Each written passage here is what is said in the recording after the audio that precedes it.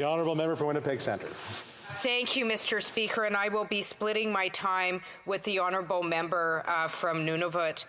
It's an honour to rise today in support of Bill C-29, the National Council for Reconciliation Act. We would not be here today without the stories of survivors. Survivors who gifted us with stories so that people across Canada could learn the truth about Canada's history. That what happened in residential school was an act of genocide, something that was acknowledged unanimously in October in the House. A recognition that what happened in these institutions against children was an act of genocide, so that survivors no longer have to have their experience left up for debate. The abuse, abhorrent human rights violations up for debate. And I want to share with you, Mr. Speaker, that I am so thankful for that. And I lift up survivors, descendants, and communities every day. Let's not lose sight of this while we debate this bill. We must not lose sight of this, Mr. Speaker. The voices of survivors must lead the path forward, not organizations, not government bureaucrats, but survivors and their descendants, elders. And I'm glad that this is reflected in the bill. However, I'm hoping that this is reflected in the debate we are having in the House as we move forward, because we have to remember that we would not be debating this legislation today if it had not been survivors who courageously shared their stories. We must not lose sight of that, and their voices must never be, ever overshadowed, because they are the reason we are discussing how to move forward in a manner that achieves real justice while addressing ongoing injustices that continue to be perpetrated against Indigenous peoples. And progress is slow, which is one of the reasons why I keenly support implementing Call to Action 53 of the Truth and Reconciliation Commission to establish a National Council for Reconciliation through the establishment of federal legislation. Call to Action 53 calls on the government to establish the council as a, in quotes, an independent national oversight body that will monitor, evaluate, and report to Parliament on the progress that is being made in regards to reconciliation. The accountability mechanisms have the potential to be provided by the Council are crucial, because we know that without sufficient accountability, progress implementing the calls to action have been unacceptably slow. Since the calls to action were released in 2015, only about 13 of the 94 have been implemented. And, Mr. Speaker, for a government that has repeatedly identified reconciliation and the new relationship with Indigenous people as top priority, this is simply not good enough. One wonders that if this legislation was introduced 7 years ago, whether we would be further along completing all of the calls to action. Nevertheless, the fact that we are close to the point of this bill becoming law is an important step forward.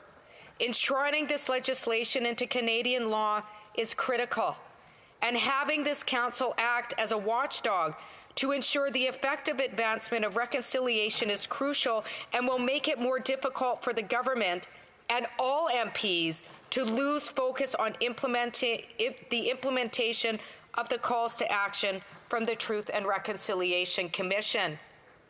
But here is the reality.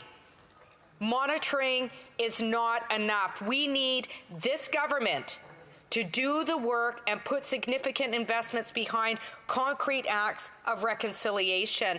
And there is so much more work that needs to be done. I have often said that we cannot have true reconciliation in the absence of justice. Across this country, Indigenous peoples are denied justice each and every day in painful and humiliating ways. We have a housing crisis that can only be described as dire. According to the 2021 census data, in fact, Mr. Speaker, 1 in 6 Indigenous people live in crowded housing, unsuitable for the number of people who live there. To put this in perspective, that means Indigenous people are almost twice as likely to live in crowded housing compared to non-Indigenous people. This is shameful.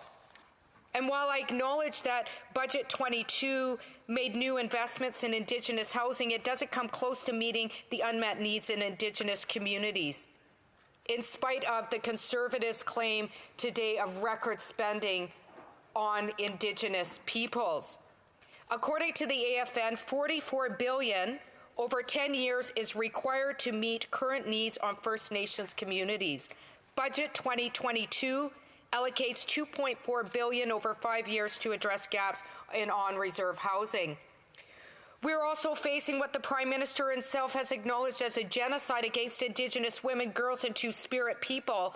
My own city of Winnipeg was described, Mr. Speaker, as ground zero for the crisis of missing and murdered Indigenous women and girls by the former Minister of Crown Indigenous Relations. And yet, since the national inquiry into murdered and missing Indigenous women and girls issued its final report and calls for justice in 2019, we have not seen this ongoing genocide addressed with anything close to the level or respect and urgency required. For example, in Budget 2022, the Liberal government put $0 new dollars, zero, Mr. Speaker, to help put an end to this crisis of violence. Worse yet, it was shocking to learn that hardly any of the federal government's $724.1 million violence prevention strategy, first announced in 2021, has been spent.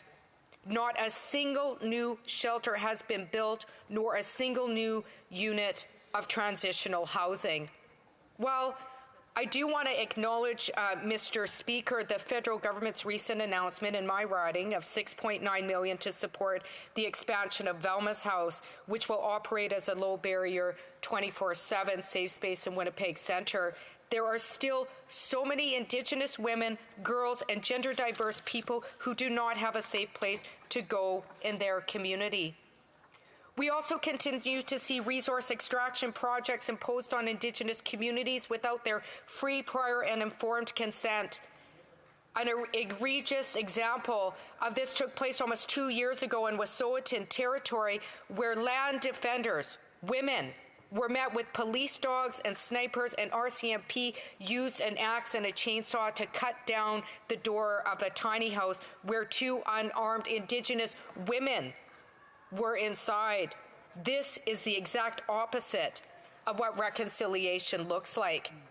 And I have become quite concerned about the Conservatives' hyper-focus on economic reconciliation with their history of opposing the right to free, prior, and informed consent enshrined in Canadian law and articulated in the United Nations Declaration on the Rights of Indigenous Peoples, Mr. Speaker. Indigenous peoples have a right to make decisions free of intimidation, to be informed about all aspects of projects prior to development occurring.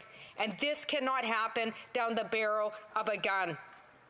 It also is not acceptable to state that communities that choose to build economies outside of the resource extraction sector have no desire to improve their local economy. On these and so many other issues, including overrepresentation of Indigenous people in criminal justice and child welfare systems, the fact that 27 communities still have water boil advisories, so much work must be done to overturn colonial policies and practices that are preventing us from achieving real reconciliation. And I am hoping that this legislation will help. I want to acknowledge the work of my wonderful colleague and MP for Nunavut in helping strengthen this legislation in committee. We will be accompanied by a renewed focus from this government on what the Prime Minister has described as, in quotes, the most important relationship in Canada. And I am confident that the Council will do its job in ensuring that the government is accountable for progress being made on implementing the calls to action. But the onus is on the government to respond to accountability with real action. To all the survivors who shared their stories, to all survivors who did not tell their stories, I lift you up. May this bill assist in delivering you the justice that has been denied for far too long. Thank you, Mr. Speaker.